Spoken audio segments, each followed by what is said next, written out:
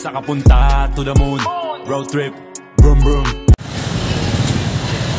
So palengke update tayo mamaya, ituturo ko sa inyo. So mga ka-LRT, andito po tayo sa lugar ng bahagi ng Tanay Public Market. Isa po ito sa malawak na parking area. Ito po aayusin. So okay na po yung mga usapin dito sa lugar na to. Ito po ang ating palengke update ng bayan ng Tanay. Panibago pong comfort room o palikuran para po sa mamimili, maninda,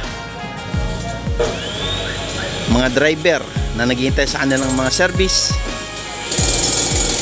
Para po sa inyo ito mga ka-LRT, pag po kayo madadayo sa pamilyang bayan ng Tanay, ito po ay nasa may likurang bahagi.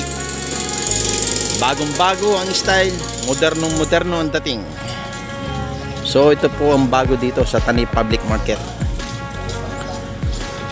So meron na pong isang ganitong style o building ng palikuran doon po sa may bandang Grand Terminal. At yun pong isang lumang palikuran pambayan ng Tanay Public Market ay nandun po sa may malapit po sa may opisina o tanggapan ng pamilyang bayan ng Tanay.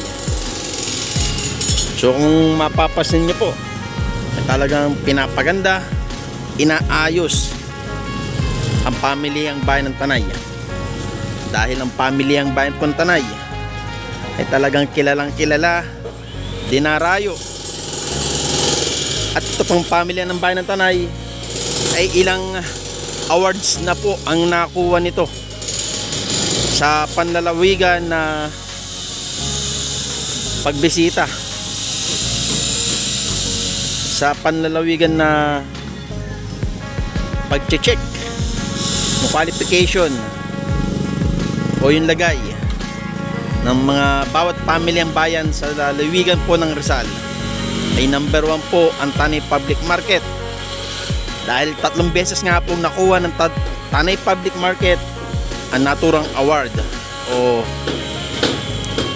kasama doon yung pagiging malinis na pamilyang bayan sa buong Rizal po. O tama po, kaya sa mga mamamasyal po dito, pag napasyal po kayo dito, wag po tayong magkalat o kahit saan lugar po ng pamilyang bayan sa buong Rizal, sa buong Pilipinas. Iwasan po natin magkalat dahil hindi po nakatutulong ang pagkakalat.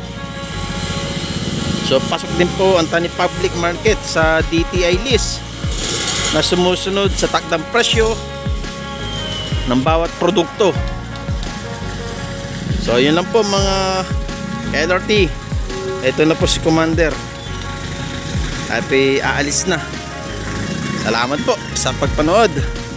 Thank you for watching. And de-deliver namin yung bigas sa De Castro. Oh, ang lawak po nito.